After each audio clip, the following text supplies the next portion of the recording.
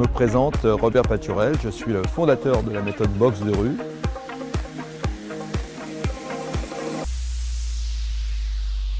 Every breath you take, every move you make, every bond you break, every step you take, I'll be watching you. Every single day, every word you say, every game you play, every night you stay, I'll be watching you.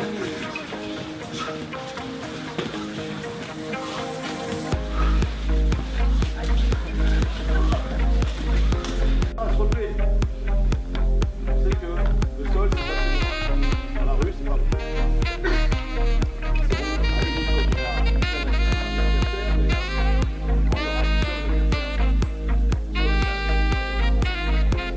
Bon, allez, petit travail de défense au sol, c'est parti.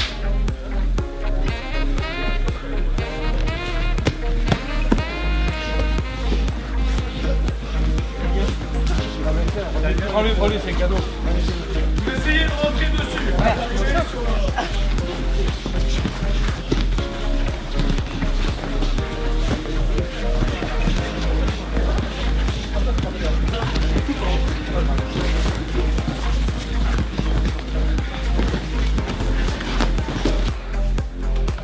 On va imaginer une poussée, d'accord?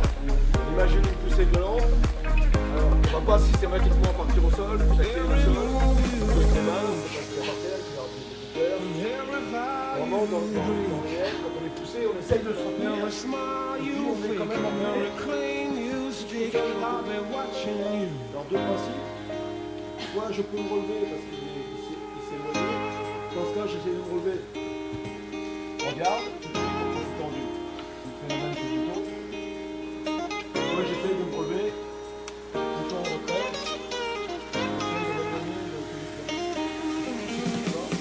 Pour l'instant, déjà, on va faire le relevé avant. Donc, je suis poussé. On appuie sur un genou. Genou au sol.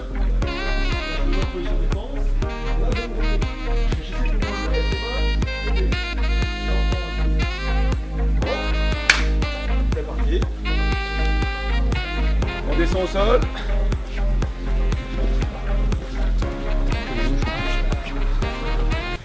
Alors, je vais prendre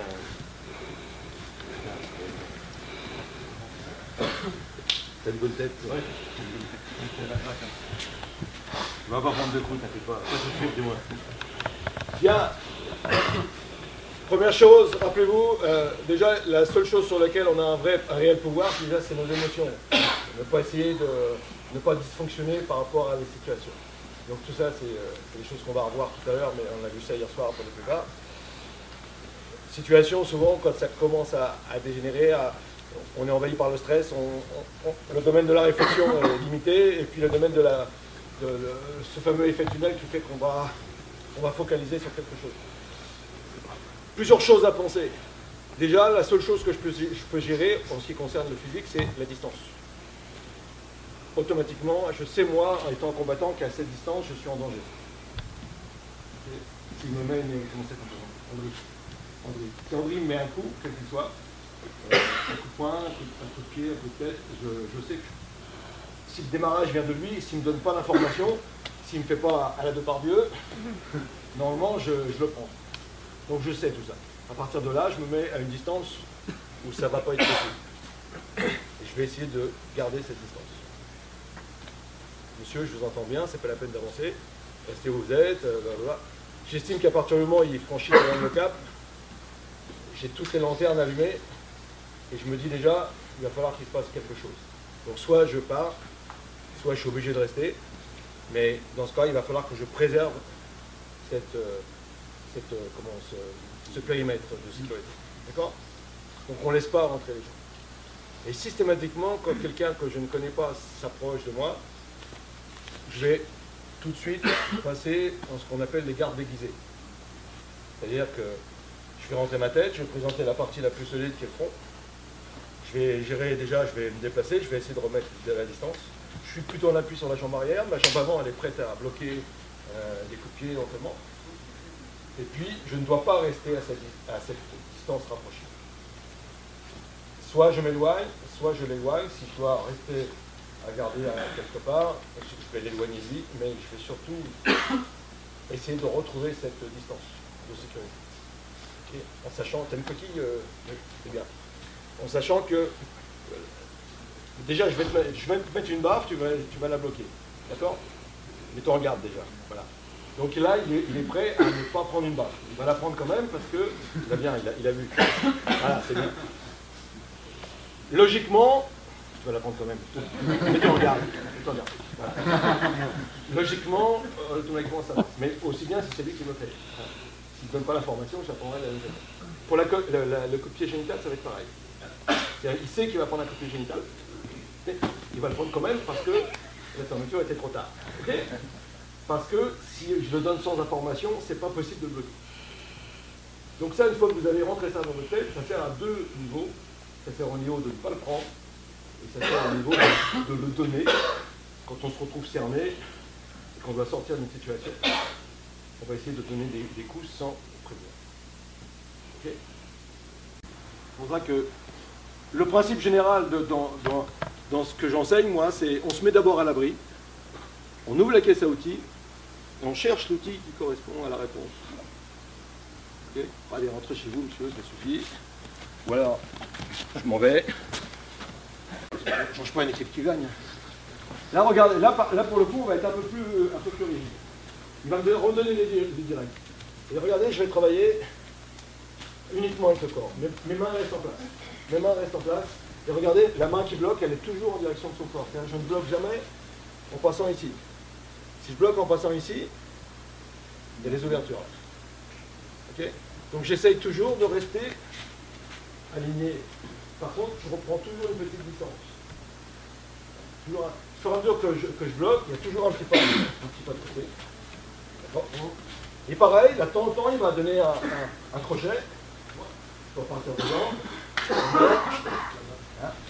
Simplement pour ne pas trop se focaliser sur les directs. Mais je reste ici. C'est le corps qui travaille. C'est le corps qui travaille. Allez, on continue. Bon. C'est le corps qui travaille. Normalement, quand on est à l'intérieur, on revient, on fait ce qu'on appelle des frappes en ricochet. Ouais. Bon alors, bonjour Robert Paturel, bienvenue sur la chaîne Bidon TV Family. Un prestige, okay. C'est une référence dans le monde du pied-point. Première question, tu peux te présenter, si toutefois c'est nécessaire de te présenter, mais bon. C'est toujours un petit peu gênant de se présenter.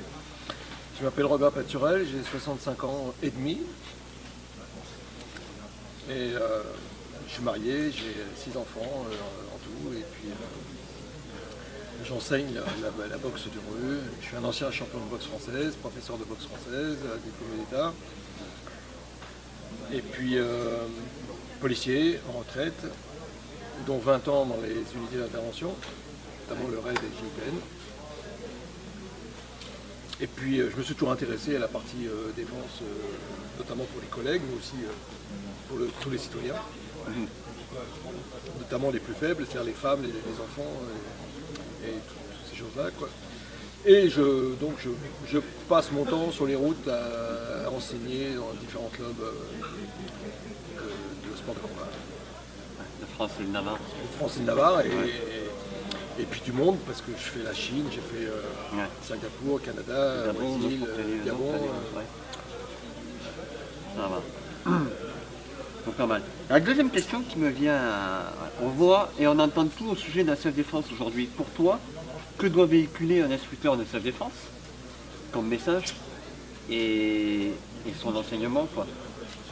Déjà la santé, ouais. La santé, la préservation, des notions de droit, quand même un petit peu, des choses qu'on peut faire et qu'on ne peut pas faire en défense. Et puis toujours travailler sur la vigilance, sur la prudence, insister vraiment sur ça, quoi. Éviter d'aller dans des endroits qui sentent pas bon, et puis quand on se retrouve dans des endroits comme ça, mettre un peu la fierté dans sa poche, et puis essayer de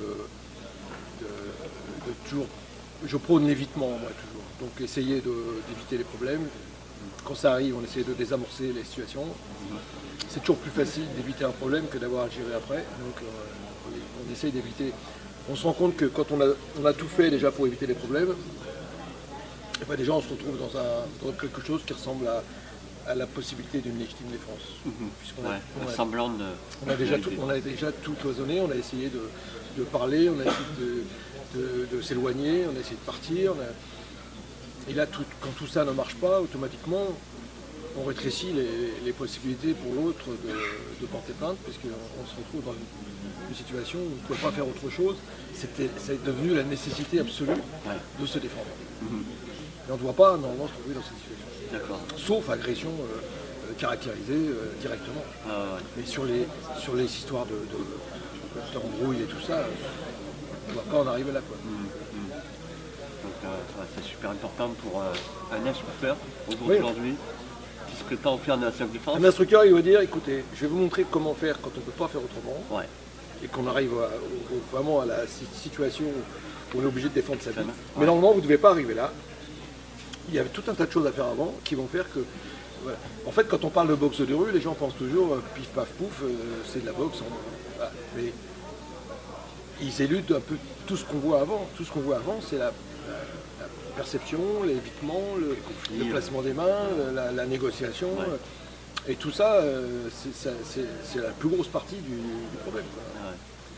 On apprend déjà aux gens comment ne pas avoir à se battre, avant de leur montrer comment se défendre. Alors, j'en viens à ma troisième question.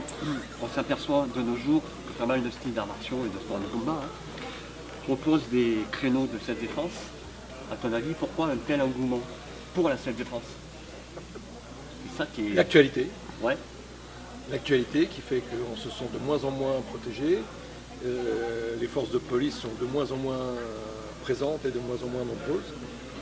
Et on sait très bien qu'ils ne peuvent pas être partout. Donc les gens commencent à prendre sur eux de se protéger, de protéger leur famille. Donc il y a de plus en plus de femmes qui vont faire de la self-défense parce qu'il y a de plus en plus d'agressions. Il y a de plus en plus d'agressions au niveau des femmes.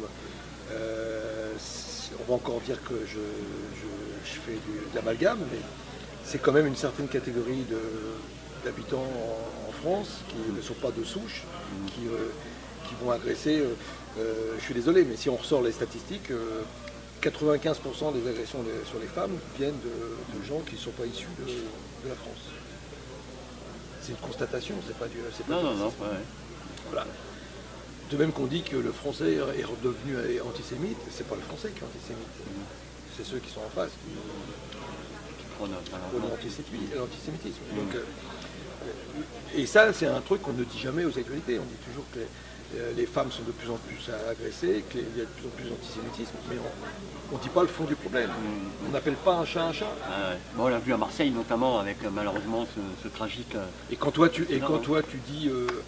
tu appelles un chat, on te tombe dessus à bras raccourcis en disant que tu es un gros salaud de facho. Voilà. C'est comme ça. Mais je m'en fous. Oui. Je les emmerde. On le sait. Alors, la quatrième, tu es un membre fondateur de l'ADAC, avec Eric Keke, je pense. C'est Eric Keke, le fondateur de l'ADAC. Moi, je me suis rapproché après. Tu peux nous en dire un peu plus et présenter le concept? En fait, Eric, dans la DAC, c'était déjà au départ, il enseignait la savate défense à la Fédération de boxe française. Après, il est parti de son côté, un petit peu pour en faire sa vie. C'est la défense de rue. Donc la défense de rue, il y a plusieurs choses. La boxe de rue que moi j'ai amenée, mais lui, il faisait déjà la savate de ce côté. Il y a la lutte de rue. Il y a ce qu'on appelle les armes de rue. Les armes de rue, ça peut être ton parapluie, ça peut être ton sac, ça peut être plein de choses. Et puis après, il y a la partie négociation, et puis il y a la partie technique d'intervention en police plutôt, que j'avais amené moi. Donc moi j'ai toujours enseigné un petit peu de la self-défense, mais de mon côté. Eric d'ailleurs venait souvent travailler chez moi. Je me rappelle avec la FFTS d'ailleurs. Oui, avec la FFTS. Et puis j'avais conçu moi une méthode de self-défense qui était une suite logique de l'utilisation du bâton. La gestuelle était la même. Main nue, un calibre à la main, un tonfa à la main, un bâton télescopique, la même forme de corps. Donc il y avait 5 techniques en gros de forme de corps et qui étaient adaptables quel que soit l'outil que tu avais dans les mains. Ouais. C'est pour ça que quand Alain Formaggio est arrivé avec son Krav Maga, je me suis dit mais ça n'a rien à voir avec ce que je montre moi. Moi j'ai Conception. une self-défense qui est adaptée par rapport au bâton et au tonfa. Le Krav Maga, on reste dans la garde et ça ne correspond plus à ce que je préconise. Je préconise toujours la sortie d'axe. J'adore j'ai rien contre le Krav Maga, c'est une très bonne technique. C'est pas ta Mais forme de corps, ce n'était pas ma conception à moi. Ah ouais. Voilà. D'accord. Donc c'est là qu'on a éclaté un peu le truc, parce que je ne voulais plus... quand je suis arrivé, moi je repars de la Réunion une fois en stage pour venir faire un stage en France, et il me fait noter les gens qui passaient des trucs de Krav Maga. Je ne suis pas habilité moi, à noter les gens qui font du Krav Maga. Dans la technique de self-défense que je prône moi, c'est pas du Krav Maga. Donc, je refuse de noter des gens qui font du Krav Maga. Si je veux être logique avec moi. Ce que tu fais, ouais. Ok. Là, je m'amène à la dernière question, un peu plus professionnelle. Crois-tu que la formation des fonctionnaires de police, là de nos jours, on en sait quelque chose, est adaptée aux nouvelles violences urbaines? Non, elle n'est pas adaptée du tout. Notamment aux formations continues, comme on peut le voir. Ça va peut-être venir. Tu as la formation initiale à l'école, qui peut-être, mais tout ce qui est du fonctionnaire dans les commissariats et voilà. On a toujours un temps de retard. C'est-à-dire que on enseigne toujours dans les écoles de police à sortir l'arme le plus tard possible. Alors que maintenant, il faudrait la sortir le plus tôt possible. Et s'en servir le plus tôt possible. Par rapport aux situations qu'on peut avoir à mener. Actuellement, sur la plupart des interventions, les primo-intervenants sont des gardiens de la paix de base. De police secours, oui. Police secours. C'est eux qui font le travail, ou des gens de la BAC éventuellement. Et des polices municipales. C'est pour ça que je trouve inadmissible que les policiers municipaux ne soient pas armés. Tout ça. Ou alors on marque pas police, on marque Scout de France. Mais à partir du moment où tu as un truc marqué police, tu parles que l'autre il va pas faire la différence et puis de toute façon il va s'en faire un. Voilà. Donc c'est inadmissible. Donc, pour moi les maires qui n'arment pas leurs policiers, pour moi on peut les poursuivre pour non-assistance à personne en danger, parce qu'ils envoient des gens dans la rue avec une cible marquée police et ils sont pas armés. Ah ouais. Souvent les armes intermédiaires comme le... Alors maintenant moi je suis pour la formation. Au départ les gens du RAID n'étaient pas pour la formation de BAC, de police secours avec du matériel, des vraies armes, du matériel lourd, des gilets lourds, des casques lourds. Moi j'ai toujours été pour, parce que je dis toujours c'est eux qui sont dans la merde au début. Nous on arrive avec... moi j'ai toujours dit aux gardiens de la paix, moi le métier que je fais il est moins dangereux que le tien. Moi je vais quelque part, je sais où je vais, je suis armé, je suis entraîné pour, et on y va en nombre. Moi quand je vais chercher un mec dans une maison, je sais où je vais, je sais qui je vais chercher, et à peu près ce qu'il a comme arme. Toi quand tu arrêtes un mec dans la rue, dans sa voiture, tu sais pas ce qu'il a dans la voiture, lui il sait qu'il a affaire à un flic, toi tu sais pas à qui tu as affaire.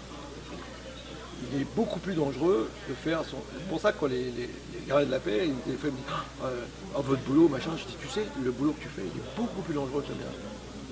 Alors quelque part ça leur fait plaisir quand tu leur dis ça, parce que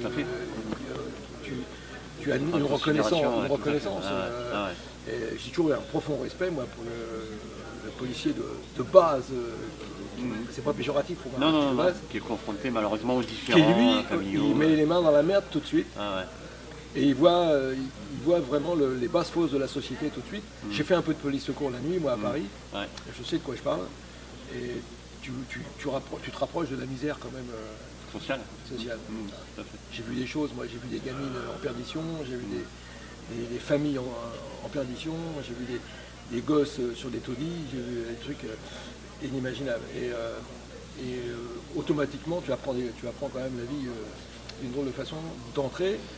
Et quand tu es un jeune qui arrive de province, c'est un peu tout rose, il a toujours été élevé un peu dans quelque chose de sympa, qui se retrouve projeté comme ça dans certains quartiers de Paris et de la banlieue, et qui se fait traiter de tous les noms d'oiseaux par des gus qu'il ne connaît pas, et c'est un peu déstabilisant. Ça, c'est pas dans le manuel, ça? Et c'est pas dans le manuel. On t'apprend pas dans le manuel à te faire traiter de fils de pute ou de pute quand c'est des filles. Et puis viens, on va te niquer ta race, on va te machin et tout. On t'apprend pas tout ça à l'école. Et t'apprend pas surtout comment te préserver de ça et comment réagir par rapport à ça. Alors, voilà, quoi. Alors maintenant ça va parce qu'il y a même les juges qui se font traiter de fils de pute. Donc maintenant ils réagissent un peu. Mais au départ, quand le flic est passé au tribunal, il disait je me suis fait traiter de fils de pute et tout. Je dis, oh. La fille qui disait je me suis fait traiter de pute. Ah ouais. Bon, le mec il m'a touché le cul. Là. Le juge, c'est quand même pas bien grave. Quoi. Voilà. Le jour où lui il se fait traiter de fils de pute, après 6 mois. Moi j'ai mis 3 PV dans toute ma carrière de flic, les 3 au même. Sorti d'un cinéma qui s'appelle le Rex à Paris, un grand cinéma. Ouais. Il y a un dessin animé et j'étais policier, police secours. Et on fait barrage pour faire traverser les gens. Et là il y a un mec qui franchit le premier barrage là-bas, les gens hurlent et tout. Et il arrive sur l'autre barrage à nous, et pareil il veut forcer, et moi je suis devant. Et je lui dis, monsieur, vous allez descendre de la voiture, ouais, mais t'as que ça à foutre, toi, machin, et tout. Et puis là, moi, le chef de bord il était là, il m'a dit, donc on va le gratter déjà, pour ça, quoi. Et il dit, moi de toute façon, les flics, je les encule. Je lui dis, ok, c'est bien, monsieur, on prend note. Puis je lui dis, mais vous allez passer en justice. Et il me dit, le juge, je l'encule aussi. Je prends note. Quand ça arrive au tribunal, le juge, il fait, bon alors monsieur, ah oui, vous enculez la police, ouais, c'est pas bien. Et puis, monsieur stipule, quand je lui ai dit qu'il aurait fait la justice, il a dit, le juge, je l'encule aussi. Et là, quand il est arrivé là, il a changé de couleur, le juge. Ah ouais, comme quoi. Voilà, comme quoi. Ouais. Voilà. Bon, mais merci. Merci Robert. Mais, franchement, toujours un d'avoir plaisir. répondu à nos questions et il continue encore longtemps. Bon, on va essayer, hein. On va te suivre encore longtemps comme ça. On va essayer de continuer. Hein. Puis merci à vous de nous suivre sur la chaîne. Au revoir.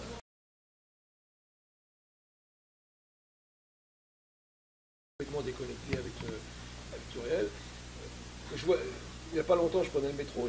C'est un dingue dans le métro, quoi. Les gens sont tous. Il y en a qui dorment, je sais pas comment ils font. S'isolent. Moi, je suis dans le métro. Déjà, j'aime bien, je regarde les gens. Je dis, tiens, celui-là ressemble à celui-là, tiens, celui-là, machin. J'essaie de deviner un peu ce qu'il peut faire comme métier. J'essaie de voir un peu. Voilà. Puis il y a quelqu'un qui rentre pas. Tu détectes tout de suite, tu regardes. Encore une fois, c'est pas être paranoïaque, c'est être vigilant. Paranoïaque, c'est le mec qui regarde le match de rugby à la télé, vous savez. Puis quand il y a la mêlée, il dit, je suis sûr qu'il parle de moi.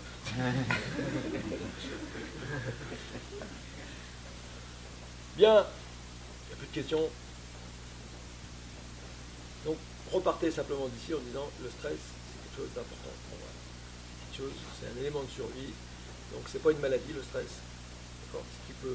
C'est une maladie, c'est le stress qui est mal géré. Mais le stress, je dois vivre avec parce que c'est important. Okay. Alors maintenant, le stress du patron qui vous fait chier, tout ça, bon, ça c'est encore un autre domaine. Encore une fois, il faut arriver à gérer ça. Il faut dire qu'il vous fait chier, ça. Bien, là on va parler des armes blanches, là. Pareil, couteau, on va faire un peu de bâton après, bâton contre couteau, on va faire couteau contre couteau. Et donc les choses à savoir sur les armes blanches déjà, c'est que dans la grande majorité des cas, 80% à peu près, celui qui va vous planter ne va pas faire voir un couteau. Donc déjà,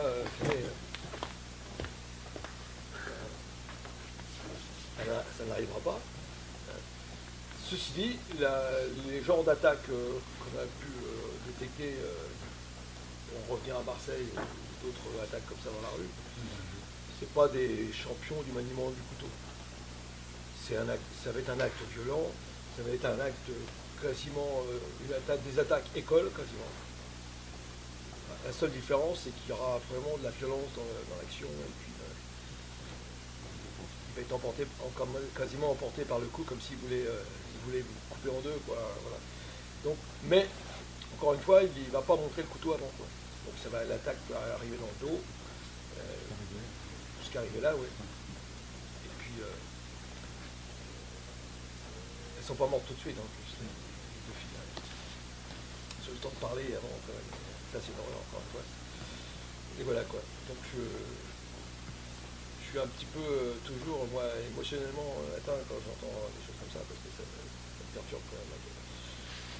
C'est que saloperie de mec. Donc tous les soirs, mais tout ça. Donc la plupart des attaques seront fulgurantes, elles seront sans prévenir, et puis il faut arriver à se sortir de situations comme celle-là. Donc la plupart, il y a beaucoup de techniques qui sont en self-défense, qui sont à mon avis un petit peu aléatoires. Moi je pars du principe qu'il faut mieux sortir de l'axe, donc se donner toujours la chance de partir. J'évite de travailler dedans, donc, parce que sur les attaques sur lesquelles j'ai pu assister, sur les interventions des ouvertures de porte par exemple, le gars il charge. Nous c'est différent, on a un casque, un gilet et un bouclier. Donc, le mec il charge, on charge. On emplâtre, on pousse, les collègues passent derrière et on serre. Maintenant dans la rue, j'ai pas de gilet, j'ai pas de casque. Sur une attaque comme ça là, il faut mieux laisser passer. Maintenant si je fais de la protection rapprochée, je peux pas non plus laisser passer, parce que le vide il prend un couteau, et vous êtes viré. On est obligé d'aller au contact aussi. Donc c'est des cas un petit peu différents. La première qualité d'un garde du corps, c'est la négation, être capable d'offrir son corps à la science.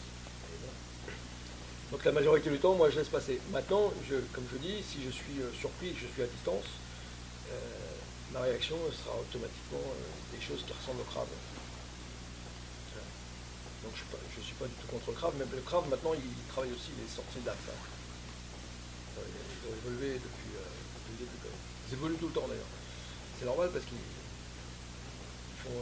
sont très curieux de ce que font les autres. Donc c'est normal qu'ils évoluent. C'est ma meilleure clientèle, moi, le Krav. La plupart des stages que je fais, c'est dans les clubs de Krav. Donc voilà, ils sont ouverts, ils sont pas obtus. On fait comme ça, on fait comme ça. Au niveau de la recherche en self-défense, de toute façon, c'est ça. Il faut butiner. Il faut butiner, aller prendre ce qui correspond à votre esprit, à vous, comment vous ressentez les choses, ce que vous pensez que la self-défense doit vous apporter. Et si ça vous apporte quelque chose, déjà, c'est le principal. Après, essayez de garder vraiment des choses simples. La répétition de choses simples et que vous ressentez, vous, efficace. Si vous y croyez, vous, déjà, ça, c'est bien. Si déjà au départ, vous n'y croyez pas, vous avez du mal à le faire, ça ne ressentira pas. Et puis là, il vaut mieux savoir faire, avoir 2-3 techniques très très simples et que faire sentiront à chaque fois, les répéter, que d'avoir un éventail monstrueux. Merci, mes parents nous ont offert la vie. Je vous remercie, merci, merci, merci, merci, merci, merci, merci, merci, merci, merci.